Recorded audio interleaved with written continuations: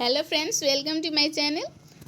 हम लोग NCERT 11th class की ज्योग्राफी कवर कर रहे हैं, जिसमें हम लोग 6 चैप्टर तक पढ़ लिए हैं और ये 7 चैप्टर है और ये लास्ट चैप्टर है। और इसमें प्राकृतिक संकट और आपदाएं दिया हुआ है और ये आपके GS 1 और 3 में उपयोगिता इस चैप्टर का हो सकता है और ये डाइजेस्टर मैनेजमेंट में भी उपयोग हो सकता है, जो GS पेपर 3 में आता है। तो हमारे साथ बने रहिए और पढ़ते रहिए हमारे साथ। आप भी ये बुक कंप्लीट कर सकते हैं और हमारे साथ एनसीईआरटी 11th 12th की सभी सब्जेक्ट, ऑल सब्जेक्ट की आप कवर कर सकते हैं। तो इसमें पढ़ते हैं। तो इसमें हम लोग क्या क्या पढ़ेंगे, तो प्राकृतिक संकट क्या है, आपदा जो आती हैं, आपदा हम लोग कहते हैं, तो आपदा किसे कहते हैं, फिर उसका निवारण क्या है। आपदा तो आती है, प्राकृतिक भी आती है, मानवीय कारक भी होती हैं, तो उसके बारे में देखेंगे।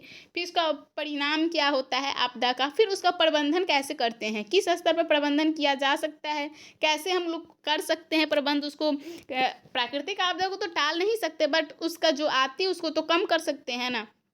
जो मानवीय कारक होती है उसको कैसे हम लोग रोक सकते हैं, इसके बारे में देखेंगे। तो इसमें हम लोग क्या क्या आपदा कौन कौन सी है, तो हम लोग इसमें बाढ़ और सूखा जैसी आपदा के बारे में पढ़ेंगे। बाढ़ और सूखा आपदा है। फिर भूकंप और सुनामी आपदा के बारे में पढ़ेंगे। फिर चक्रवात पढ़ेंगे और भूस्खलन जो होती है, हमेशा जो क्लाइमेट चेंज के कारण भूस्खलन हो रहा है, मतलब हमेशा न्यूज़ में पढ़ने को मिलती है। तो इस चैप्टर को पढ़ने के बाद आप विस्तृत अध्ययन करने के बाद आप ये समझ सकेंगे कि उसको निवारण कैसे किया जाए, भूस्खलन कहाँ होती है और क्यों होती है। प्राकृतिक संकट एवं आपदाएं, तो ये अध्याय 7 है। तो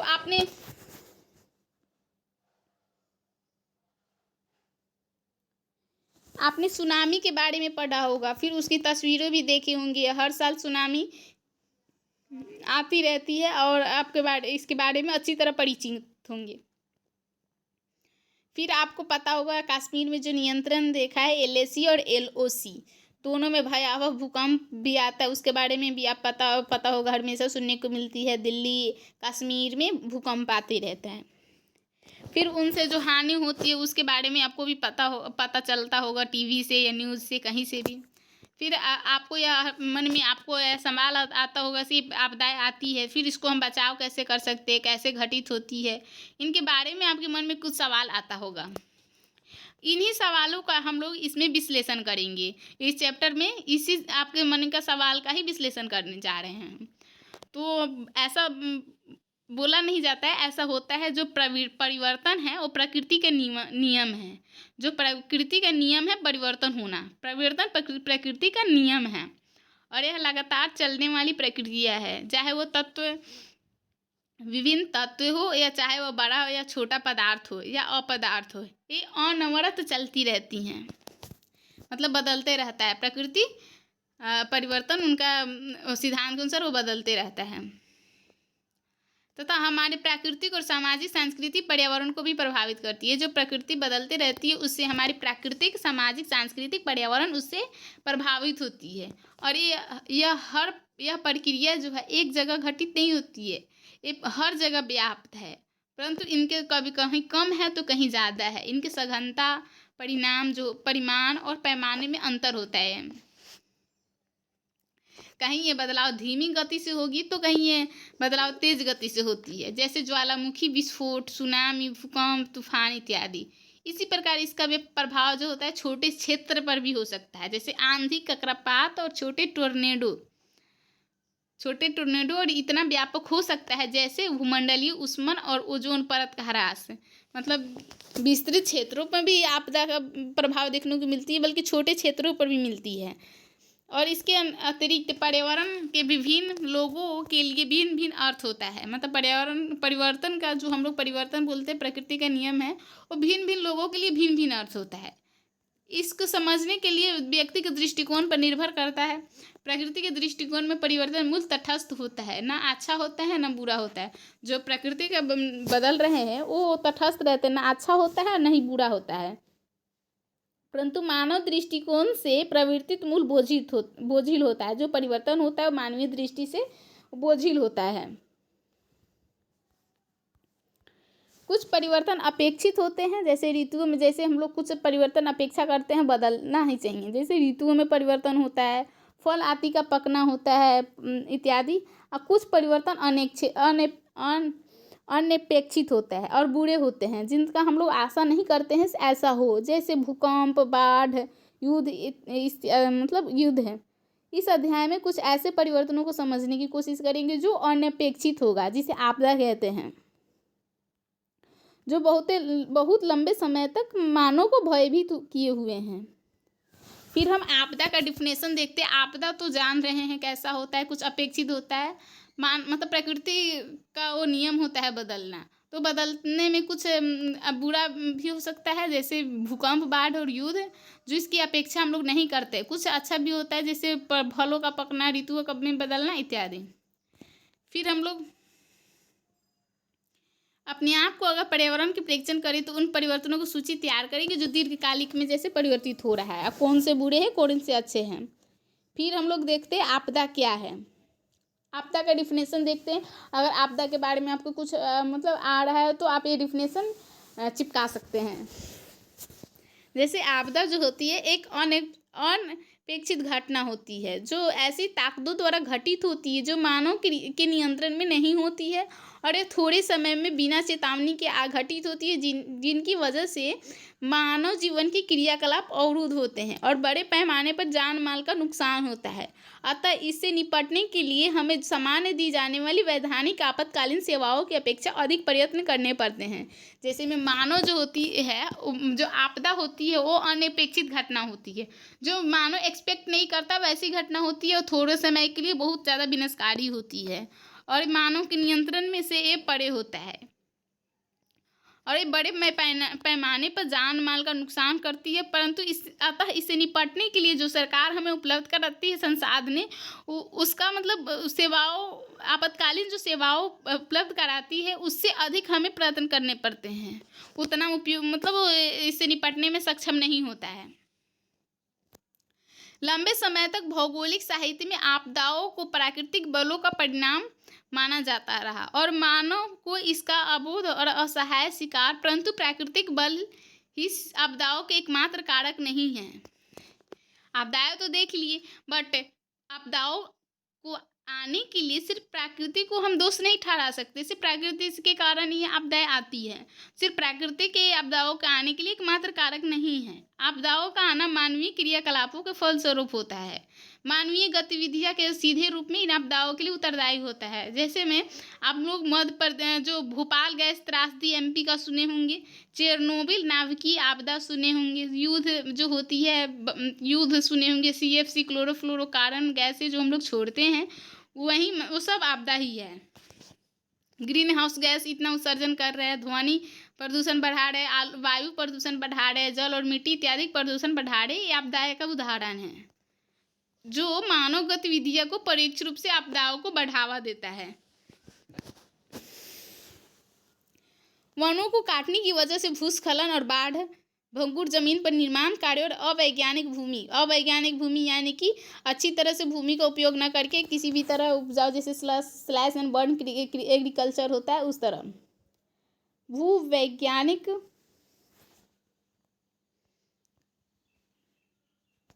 अवैज्ञानिक भूमि उपयोग का कुछ उदाहरण है जिनकी वजह से आपदा परोक्ष रूप से प्रभावित होती है।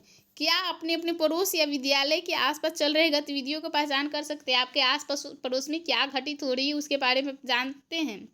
क्या उस जो क्रियाकलाप चल रही है उससे भविष्य में आपदाओं का संभावना हो सकता है? ये आप देखिए। हम लोग देख रहे हैं पिछले कुछ सालों में मानव द्वारा जो मानवीय कारक है उससे आपदाओं की संख्या परिणाम दोनों में वृद्धि हुई है, और कई ऐसे घटनाओं हैं जिसका बचने से प्रयत्न किया जा रहा है। मानवीय जो पहले गलती किया उनसे बचने के लिए आज प्रयत्न कर रहे हैं, विभिन्न संगठन बना रहे हैं, विभिन्न योजनाएं बना रहे हैं, लेकिन अभी तक इसमें सफलता नहीं मिली है। जैसे परंतु इन मानवकृत आपदाओं में से कुछ हम लोग जो संकट उत्पन्न किए तो उसका निवारण हम ही लोग ही कर सकते हैं ना। तो इससे निपटने के लिए आपदाओं का कुछ निवारण संभव है। इसके विपरीत प्राकृतिक आपदाओं को रोक लगाने की संभावना बहुत कम है। इसके लिए अच्छा तरीका है इनके असर को कम करना। जैसे मानव जो उत्पन्न किए उसको हम रोक लगा सकते हैं। जैसे जो जो प्राकृतिक उत्पन्न कर रही है उसको तो हम रोक नहीं सकते, तो उसको क्या कर सकते हैं, उसको हम लोग उसकी तीव्रता परिमाण में हम लोग कमी कर सकते हैं और उसका अच्छा तरह प्रबंध करके उसके असर को कम कर सकते हैं। और इस दिशा में विभिन्न स्तरों पर विभिन्न कदम उठाए जा रहे हैं। जैसे भारतीय राष्ट्रीय प्रबंधन संस्थान की स्थापना 1993 में रियो डी जेनेरो ब्राज़ील के भू शिखर सम्मेलन और मई 1994 याकोहामा जापान में आपदा प्रबंधन पर विश्व संगोष्ठी आदि विभिन्न स्तरों पर इस दिशा में उठाए गए कदम हैं। 1993 में अर्थ समिट हुआ था रियो डी जेनेरो में, जो आपदा पर सम्मेलन हुआ, और 1994 में याकोहामा जापान में भी आपदा प्रबंधन पर मतलब संगठन बनाए गए। प्रायः देखा गया है कि विद्वान आपदा और प्राकृतिक संकट, जो आपदा है और प्राकृतिक जो संकट है, दोनों शब्दों का इस्तेमाल कर लेते हैं मतलब एक दूसरे के पूरक में इस्तेमाल करते हैं, प्राकृतिक संकट या आपदा का। बट जो ये दोनों होता है संबंधित है, परंतु इसमें भी अंतर होता है। फिर इसमें भेद कैसे करें, अंतर है तो प्राकृतिक संकट प्राकृतिक पर्यावरण के हालात कि वे तत्व हैं जिनसे धन जन दोनों का नुकसान होता है। जैसे में प्राकृतिक संकट जो है वो प्राकृतिक पर्यावरण का हालात में जन और धन दोनों का नुकसान होता है। यह बहुत तीव्र हो सकते हैं या पर्यावरण विशेष के अस्थायी पक्ष भी होते हैं। जो पर्यावरण संकट हो बहुत तीव्र हो सकता है और छोटे स्तर पर भी स्थानीय पक्ष भी हो सकते हैं।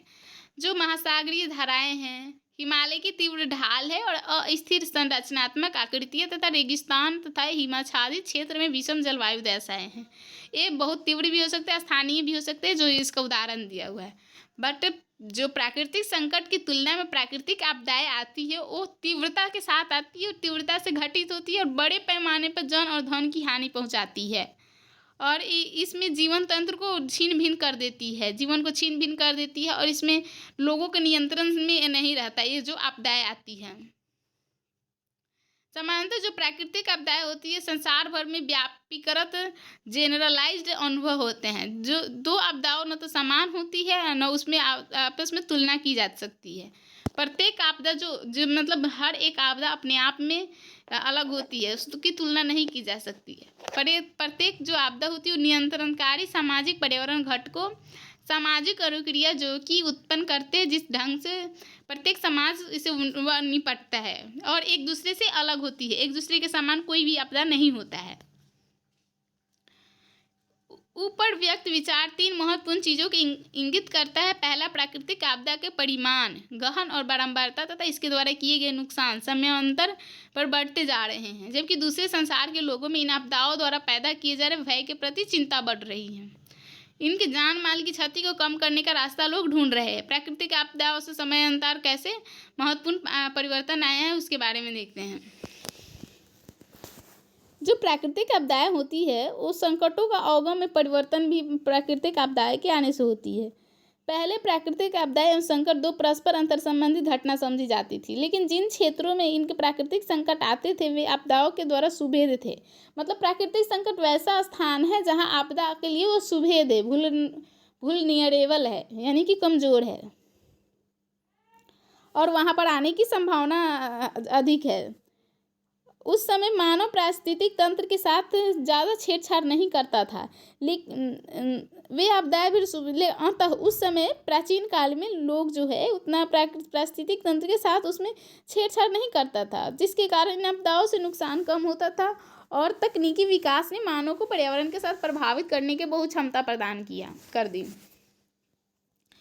आज हम लोग टेक्नोलॉजी की जो विकास हो रहा है उससे हम लोग पर्यावरण को प्रभावित अधिक मात्रा में कर रहे हैं, जिससे जो मनुष्य ने आपदा के खतरे वाले क्षेत्रों में जो प्राकृतिक संकट का जो स्थान था जहां पर आपदा की आने की संभावनाएं अधिक थी उसमें हस्तक्षेप किए, जिसके कारण अधिकांश नदियों के बाढ़ मैदानों में भूमि की कीमतों के कारण तटों पर नगरों और बंदरगाहों जैसे मुंबई और चेन्नई आदि के विकास ने इन क्षेत्रों में चक्रवातों, प्रभंजन और सुनामी आदि की सुभेद बना दिया है। जैसे मानवीय हस्तक्षेप किए, बांध, जहाँ पे नदियों का बहाव था वहाँ पर अवरुद्ध कर दिया, वहाँ पर विभिन्न परियोजनाएं लगाएं।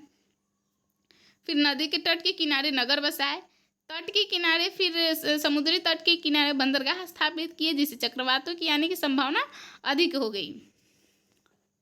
इन प्रेक्षणों की पुष्टि 7.1 आंकड़े जो हम लोग देखेंगे उसमें दी गई है। और हम लोग देखते हैं पिछले 60 वर्षों में, यानी कि आज 2021 है तो इसके पहले पिछले 60 वर्षों के दौरान 12 गंभीर प्राकृतिक आपदाओं ने विभिन्न क्षेत्रों में मरने वालों की परिणाम दर्शाता है। इसमें हम लोग आंकड़ा देखेंगे उससे स्पष्ट होगी। यह सारणी से स्पष्ट है कि प्राकृतिक आपदाएं ने विस्तृत क्षेत्र रूप से जन एवं धन की हानि की है। इस स्थिति से निपटने के लिए भरसक प्रयत्न किए जा रहे हैं। यह भी महसूस किया जा रहा है कि प्राकृतिक आपदा द्वारा पहुंचाई गई क्षति के परिणाम, जो प्राकृतिक आपदा को जो हम लोग क्षति पहुंचा रहे हैं, जिसके कारण भूमंडलीय प्रतिघात हो रहा है। और ये भूमंडलीय प्रतिघात हो रहा है वो किसी एक राष्ट्र के लिए नहीं, पूरे राष्ट्र के लिए वो संकट का घड़ी है। तो इसके निपटने के लिए पूरे राष्ट्र को मिलना होगा।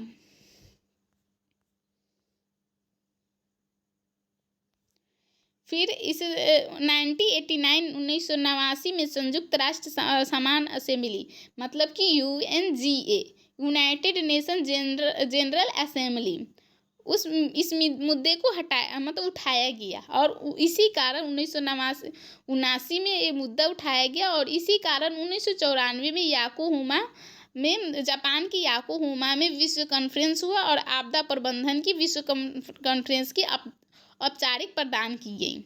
इसी याकोहामा रणनीति या अधिक सुरक्षित संसार का कार्य योजना भी कहा गया। मतलब याकोहामा रणनीति को अधिक सुरक्षा संसार के लिए कार्य योजना भी कहा गया। फिर हम प्राकृतिक आपदाओं का वर्गीकरण देखते हैं। विश्व भर में जो लोग हैं विभिन्न प्रकार का आपदाओं का अनुभव करते हैं और उनका सामना करते हैं और उन्हें सहन करते हैं। अब लोग इसके बारे में जागरूक है, पहले से ज़्यादा लोग अभी अवेयर हैं और इनके बारे में जानते हैं। नुकसान ज़्यादा होती है और इसके बारे में उनके कम करने के लिए लोग कार्यरत हैं और विभिन्न स्तर पर लोग विभिन्न कदम उठा रहे हैं। देखिए प्राकृतिक आपदाओं का दिया हुआ है सूची। भूकंप, बाढ़ कितना आया सोवियत संघ में, चीन में, पाकिस्तान में, ईरान में, पेरू, पूर्वी पाकिस्तान और बांग्लादेश बना है। चीन, Iran, Indonesia, Sri Lanka, Bharat, Pakistan, Bharat, Japan.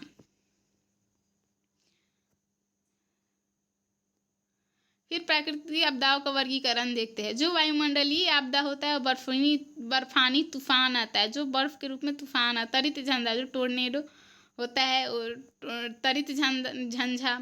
फिर तरित होता है टोर्नेडो, उष्णकटिबंधीय चक्रवात, सूखा, चक्रपात, पाला, लू, शीतलहर, ये वायुमंडलीय आपदा में आती है। जबकि भौमिक आपदा, जो भूमि के अंदर या बाहर जो होती है वो भौमिक हुआ, तो उसमें आती है भूकंप, ज्वालामुखी, भूस्खलन, हिमघाव, एवलांचेज जो होता है, और अवतलन, मृदा अपरदन, ये आती है। फिर जलीय आपदा में आएगी बाढ़, ज्वार, महासागरीय धाराएं, तूफान, महोर्मी और सुनामी। जलीय आ जाएगी, जो जल में होती है, बाढ़, ज्वार, धाराएं, तूफान, महोर्मी, सुनामी। और जैविक जो जैविक है उसमें आएगी पौधे और जानवरों के निवेशक के रूप में, जैसे टिडिया का हमला जो होता है वो टिडिया इत्यादि। कीट ग्रसन, फफूंद, बैक्टीरिया, वायरल संक्रमण जो अभी है। आपदा आया था कोविड-19। बताइए इसमें कौन सी आपदा थी? वायुमंडलीय आपदा थी, या भौमिक आपदा थी, या जलीय आपदा थी, या जैविक आपदा थी? तो ये जो कोविड आया था वो जैविक आपदा है। इसमें बर्ड फ्लू, डेंगू वायरस इत्यादि इसमें आएंगे जो किसी जीव द्वारा घटित होंगे। फिर प्राकृतिक आपदा न्यूनीकरण का जो अंतर्राष्ट्रीय दशक याकोहामा रणनीति जापान में हुआ था उसके बारे में दिया हुआ था। तो संयुक्त राष्ट्र के जो सदस्य हैं उन्होंने मिलकर बैठक की है और 1994 में याकोहामा नगर में मतलब स्वीकार किया कि पिछले कुछ वर्षों में प्राकृतिक आपदाओं के कारण मानव जीवन अधिक क्षति हुआ है, जिसके कारण समाज सामान्य प्राकृतिक आपदाओं के लिए सुभेद हो गया है। तो इसमें स्वीकार किया गया, तो इसकी विशेषता विकासशील देशों के गरीब और साधनहीन समुदायों को अधिक प्रभावित करती हैं। जो आपदा से निपटने, आपदा तो आए, अब जो विकसित देश है उससे निपटने के लिए उनको ज़्यादा मेहनत करने की ज़रूरत नहीं होगी, लेकिन जो विकासशील देश है उन लोग के में अधिक गरीब है, उन लोग को अधिक क्षति होती है इन आपदाओं से, इनका मुकाबला वो लोग नहीं कर पाते हैं। तो इसलिए इस बैठक में एक दशक तथा उसके बाद भी इन आपदाओं में होने वाली क्षति को कम करने के लिए रणनीति जो बनाया गया उसे याकोहामा रणनीति के नाम से जाना जाता है। और विश्व बैठक में प्राकृतिक आपदा न्यूनीकरण के लिए जो प्रस्ताव पारित किया वे हैं। तो इसमें जो बैठक में जो प्रस्ताव पारित किया गया वो क्या है, तो यह पारित किया गया कि यह दर्ज होगा कि हर देश की जिम्मेदारी होगी कि प्राकृतिक आपदा से अपने नागरिकों की रक्षा करे, मतलब अपने राष्ट्र की जिम्मेदारी होगी, वहाँ की सरकार जो भी होंगी उनकी जिम्मेदारी होगी कि वो अपने राष्ट्र के नागरिकों की रक्षा करे आपदाओं से निपटने के लिए। यह विकासशील देशों, विशेष रूप से कम विकसित एवं चारों ओर से भूमिबद्ध देशों तथा छोटी द्वीपीय विकासशील देशों पर अग्रता पर ध्यान देगी। जहां भी ठीक समझा जाएगा वहां आपदा से बचाव, निवारण एवं तैयारी के लिए राष्ट्रीय स्तर पर कानून, जैसे में जहां भी संभव होगा उसके लिए कानून बनाकर इसे मतलब सामर्थ्य करके इसका विकास करेगा। और शैक्षिक संगठन बनाएंगे, फिर स्थानीय समुदायों को संगठित किया जाना चाहिए। यह भू क्षेत्रीय और अंतर्राष्ट्रीय सहयोग, मतलब स्थानीय, क्षेत्रीय, उप क्षेत्रीय अंतर्राष्ट्रीय सहयोग से इन कार्यों को बढ़ावा और मजबूती देगा, जिनसे प्राकृतिक तथा दूसरी आपदाओं को रोका जा सकता है और कम किया जा सकता है, इसे निवारण किया जा सकता है। इस प्रक्रिया में निम्नलिखित पर विशेष ध्यान दिया जाएगा, जैसे मानव तथा संस्थागत क्षमता निर्माण तथा सशक्तिकरण, तकनीकी में भागीदारी, सूचना का एकत्रण, प्रकीर्णन तथा उपयोग और संसाधनों का संग्रह करना। ये 1999 से 2000 को आपदा न्यूनीकरण का अंतर्राष्ट्रीय दशक में घोषित किया गया। दक्षता से निपटने के लिए उनकी पहचान एवं वर्गीकरण को एक प्रभावशाली तथा वैज्ञानिक कदम समझा जा रहा है। प्राकृतिक आपदा को मोटे तौर पर 4 वर्गों में विभाजित किया जाता है। फिर हम लोग देखिए कैसे विभाजित किया गया था, वायुमंडलीय, भौमिक, जलीय और जैविक। 7.2 सारणी दिया, उसमें किन देशों में कौन से आपदाएं घटित हुई, कितनी मात्रा में घटित हुई, उसके बारे में देखें। इन आपदाओं की वजह से भारत में हर वर्ष हजारों लोगों की जान जाती है, मतलब हर वर्ष आपदा के कारण भारत में हजारों लोगों की जान जाती है। और ये भारत में सबसे नुकसानदायक प्राकृतिक आपदाओं का वर्णन किया गया है। आगे हम लोग देखेंगे भारत के बारे में दिया गया है, जो भारत में जो आपदाएं होती है हजारों लोगों वर्षों का जीवन छीन लेती है। फिर भारत में प्राकृतिक आपदाएं देखते हैं। हम लोग पहले वाले अध्याय में वर्णन किए कि भारत जो है प्राकृतिक और सामाजिक सांस्कृतिक विविधता वाला देश है। यहाँ प्राकृतिक, सामाजिक, सांस्कृतिक सभी स्तर पर यहाँ पर विविधता पाई जाती है। प्राकृतिक, सामाजिक, सांस्कृतिक यहाँ की जो स्थलाकृति वृहत भौगोलिक आकार है, पर्यावरणीय विविधता है, सांस्कृतिक बहुलता के कारण भारतीय उपमहाद्वीप अनेकता में एकता वाली धरती के नाम से जाना जाता है।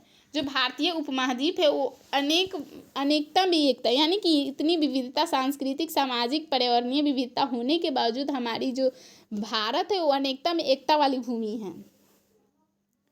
वृहत आकार, प्राकृतिक परिस्थितियों में विभिन्नता, लंबे समय तक उपनिवेशन अभी भी जारी, सामाजिक भेदमूलन तथा बहुत अधिक जनसंख्या के कारण भारत की प्राकृतिक आपदाओं द्वारा लंबे समय तक हम लोग ब्रिटिश के उपनिवेश रहे, जिसके कारण सामाजिक भेदमूलन हुआ। समाज में इतना असमानता पड़ा, इतना गरीबी, इतना भुखमरी, इतना आपदा अधिक हुआ। अधिक जनसंख्या के कारण भारत जो है जो आपदा के कारण सुभेद है, यानी कि यहाँ भारत में आपदा यानी कि संभावना अधिक है, और यहाँ पर इसी कारण आपदा को बढ़ा दिया है। औपनिवेशिक काल से ही यहाँ पर आपदाओं, उन लोग की नीतियों ने हमारे यहाँ आपदाओं को अधिक कर दिया। इन प्रेक्षणों को भारत की कुछ मुख्य प्राकृतिक आपदाओं का वर्णन किया गया है। भूकंप के बारे में देखते हैं। जो भूकंप आती है इसकी सूचना हमें पहले से नहीं पता होती है। भूकंप एक ज़्यादा अपूर्व सूचनीय और विध्वंसक प्राकृतिक आपदा है। ये विध्वंसक भी होती है, विनाशकारी होती है, सूचना अपूर्व सूचनीय होता है। इसके दूसरा जो बुक है उसके बारे में हम लोग भूकंप के बारे में अच्छी तरह पढ़ेंगे। और भूकंप किस तरह उत्पन्न होता है, तो विवर्तनिक प्लेट टेक्टोनिक जो क्रिया होती है उससे उत्पन्न होती है और ये इससे बहुत बड़े क्षेत्र को प्रभावित करती है, विध्वंसक भी होती है। भूकंप पृथ्वी की ऊपरी सतह पर आती है और जो नीचे से ऊर्जा पैदा होती है उसके कारण भूमि हिलती है, उसी को भूकंप कहते हैं। तो इसकी तुलना ज्वालामुखी विस्फोट, चट्टान गिरने, भूस्खलन, जमीन के अवतलन, धंसने, विशेषकर खदान वाले क्षेत्रों, बांध एवं जलाशयों के बैठने इत्यादि से आने वाला भूकंप कम क्षेत्रों को प्रभावित करता है और नुकसान भी कम होता है। विवर्तनिक से जो भूकंप आएगी वो ज़्यादा विस्तृत और अधिक विध्वंसकारी होगी। जो दूसरा होता है, दूसरा आपदा जैसे ज्वालामुखी विस्फोट, चट्टान गिरने, भूस्खलन, जमीन का अवतलन इत्यादि ये छोटे स्तर पर होती हैं और इसका नुकसान भी कम होता है। और इस पुस्तक के अध्याय 2 में हम लोग पहले वर्णन किए हैं कि इंडिया प्लेट जो है प्रतिवर्ष उत्तर और उत्तर पूर्व दिशा में खिसक रही, हिमालय का भी खिंचाव हो रहा है और एक उत्तर में स्थित यूरेशियन प्लेट के लिए अवरोध पैदा करती है। परिणाम स्वरूप इन प्लेटों के जो घर्षण होता है, घर्षण से इनके किनारे लॉक हो जाते हैं और ये लॉक होने के कारण यहाँ पर ऊर्जा जो होती है एक जगह एकत्रित हो जाती है और अधिक मात्रा में जब ऊर्जा का संग्रहण हो जाता है तो इसमें तनाव बढ़ता है। फिर दोनों में तनाव बढ़ता रहता है और दोनों प्लेटों के बीच लॉक टूट जाता है और एक जो संग्रह ऊर्जा रहती है वो निकल जाती है, जिससे हिमालय का जो चाप है उसके साथ भूकंप आता है। तो हमेशा आप सुनते होंगे हिमालय के पट्टियों में भूकंप आती रहती है, उनसे संबंधित देश और राज्यों में भूकंप आते रहते हैं। जो इससे संबंधित जो क्षेत्र है वो केंद्र शासित प्रदेश, राज्य जम्मू कश्मीर, लद्दाख, हिमाचल प्रदेश, उत्तराखंड, सिक्किम, पश्चिम बंगाल, दार्जिलिंग उपमंडल और उत्तर पूर्व के 7 राज्य शामिल है। जहाँ पर हिमालय के विस्तार होगा ये सभी राज्य शामिल हैं। फिर ये भूकंप से क्षतिग्रस्त भवन का चित्र दिया हुआ है और गुजरात मतलब मध्य पश्चिम क्षेत्र में कहाँ क्षेत्र जो है भूकंप आने का संभावना अधिक रहता है, तो गुजरात जहाँ 1819, 1956 और 2001 में भूकंप आया है। फिर महाराष्ट्र 1967 और 1993 में प्रचंड भूकंप आए हैं। महाराष्ट्र में 1956 1, महाराष्ट्र में 1967 और 93 में भूकंप आए हैं। लेकिन लंबे समय तक वैज्ञानिक ये मानते थे कि जो प्रायद्वीप पठार है वो पुराना है और बहुत विस्तृत है और प्रौढ़ भूभाग है, इनमें भूकंप के आने की संभावना तो है ही नहीं। लेकिन कुछ समय बाद भूवैज्ञानिकों ने एक नया सिद्धांत प्रतिपादित किया जिसके अनुसार लातूर और ओसनाबाद महाराष्ट्र के नज़दीक भीमा भ्रंश है। कृष्णा नदी के सहारे एक भीमा भ्रंश विकसित हुआ है जहाँ पर ऊर्जा संग्रह होता है और इसकी विमुक्ति भूकंप का कारण बनती है। भीमा के भ्रंश है, वहाँ पर ऊर्जा के कारण संग्रह होती है जिसके कारण भूकंप आती है। जिसके अनुसार हम कह सकते हैं कि इंडिया प्लेट टूट रही है।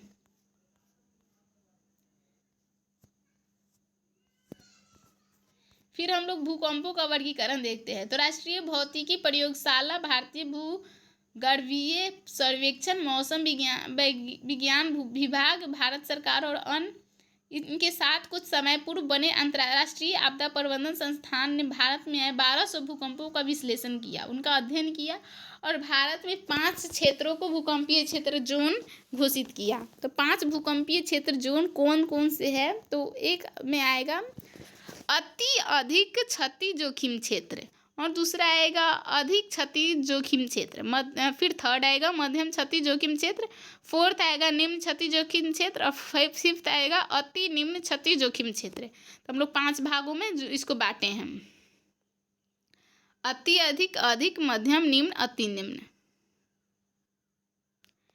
और इसके पहले जो 2 क्षेत्र है उसमें प्रचंड भूकंप आते हैं और ये जो क्षेत्र है उसमें कौन कौन से आएंगे, जो अति अधिक भूकंप क्षेत्र जो है उसमें आएंगे उत्तर पूर्व का प्रांत, दरभंगा जो है, दरभंगा बिहार में जिला है, तो दरभंगा से के उत्तर में स्थित क्षेत्र तथा अररिया बिहार में है जो भारत नेपाल सीमा के साथ है। फिर इसमें आ जाएगा उत्तराखंड, पश्चिम बंगाल, धर्मशाला के चारों ओर, फिर हिमाचल प्रदेश, पश्चिम हिमाचल प्रदेश जहाँ धर्मशाला स्थित है वहाँ पर, फिर कश्मीर घाटी में, कच्छ गुजरात में ये क्षेत्र आते हैं। 5 क्षेत्र है, दरभंगा, अरेरिया भारत नेपाल सीमा के साथ, उत्तराखंड, पश्चिमी हिमाचल, कश्मीर घाटी, गुजरात, जो अति अधिक क्षति जोखिम क्षेत्र का हिस्सा है।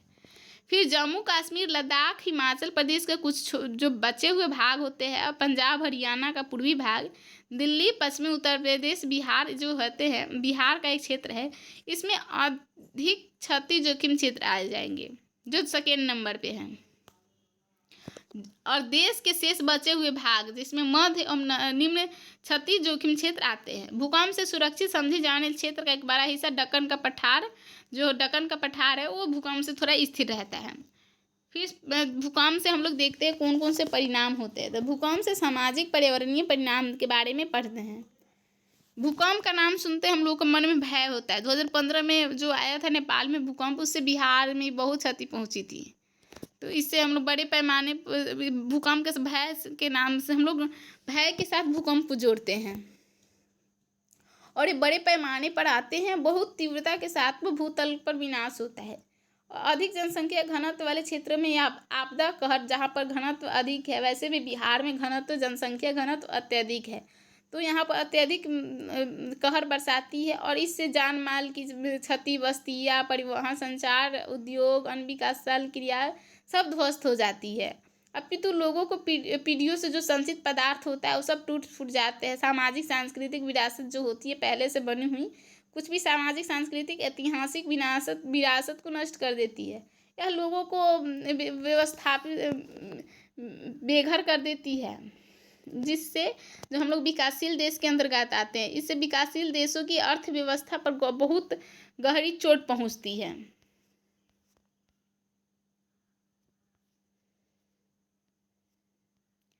फिर भूकंप के प्रभाव देखते हैं। भूकंप जिन क्षेत्रों में आते हैं उनमें सम्मिलित विनाशकारी प्रभाव आते हैं, जिनमें से कुछ प्रमुख तालिका दिया हुआ है। जैसे दरारें पड़ते हैं, भूस्खलन होता है, भू दबाव, सामाजिक श्रृंखला प्रतिक्रिया, दरारें पड़ना, खिसकना, लहरें, जल गतिशीलता, जल पर जो असर होगी वो लहरें, जल जो महासागर में लहरें उत्पन्न होगी, सुनामी आएगी, संभावित श्रृंखला प्रतिक्रिया होगी। फिर इसके अतिरिक्त भूकंप के कुछ गंभीर और दूरगामी पर्यावरणीय परिणाम हो सकते हैं। जैसे पृथ्वी की परपट्टी पर धरातलीय भूकंपीय तरंगें दरारें डालती है, जिनसे पानी और दूसरा ज्वलनशील पदार्थ बाहर निकलता है। भूकंप आने से भूपरपट्टी पर दरारें आएगी, जिससे क्या होगा, जिससे पानी और दूसरा ज्वलनशील पदार्थ जो है नीचे से बाहर आएगी और आसपास को डुबो देता है। भूकंप के कारण भूस्खलन भी होता है, जो नदी वाहिकाओं को अवरुद्ध, भूस्खलन के कारण नदी वाहिकाएं अवरुद्ध होती है, जलाशय में बदल जाती है, और एक कई बार जो नदियाँ होती है अपना अवरुद्ध होने के कारण रास्ता बदल लेती है, और बाढ़ और दूसरी आपदाएं, भूकंप से विभिन्न आपदाएं आती है, भूस्खलन, सुनामी, चक्र इत्यादि, ज्वालामुखी। फिर हम लोग भूकंप तो आ रही है, इसके नुकसान देख लिए, भूकंप कैसे आती है, कौन कौन से क्षेत्र हैं, ये सब देख लिए। फिर इसके निवारण कैसे करेंगे, इसको न्यून कैसे करेंगे। प्राकृतिक आपदा है तो इसको तो खत्म नहीं कर सकते, लेकिन इसको कम करने के लिए कुछ उपाय तो कर सकते हैं ना। तो इसको कम करने के लिए दूसरी जो आपदा होती है उसकी तुलना में जो भूकंप होती है अधिक विध्वंसकारी होती है, और चूंकि यह परिवहन और संचार व्यवस्था को नष्ट कर देती है, इसके कारण लोगों को राहत पहुंचाना कठिन होता है। भूकंप को तो रोका नहीं जा सकता, अतः इसके लिए विकल्प यह है कि आपदा से निपटने के लिए हमें तैयारी करनी चाहिए और उसके नुकसान को कम करना चाहिए।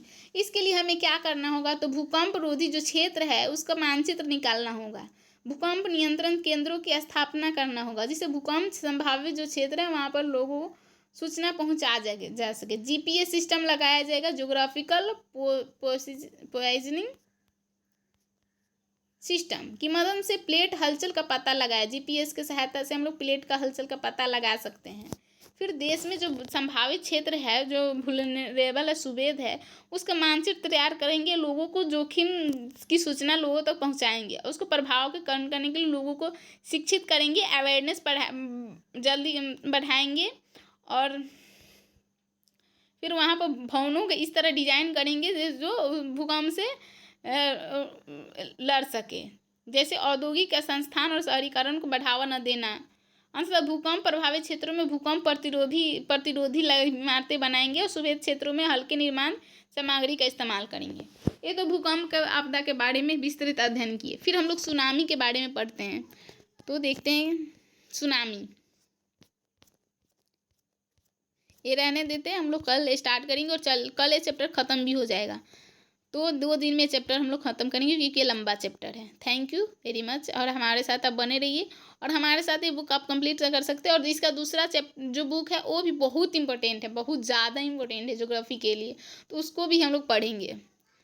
इसको कंप्लीट करके हमने NCERT 11th क्लास की इकोनॉमिक्स की वीडियो बनाई है, फिर art and culture 11th class की एक बुक आती है, उसको पढ़ना ही होता है, उसका भी वीडियो बनाया है। तो आप हमारे इस वीडियो देखकर आप भी कंप्लीट कर सकते हैं बुक। Thank you.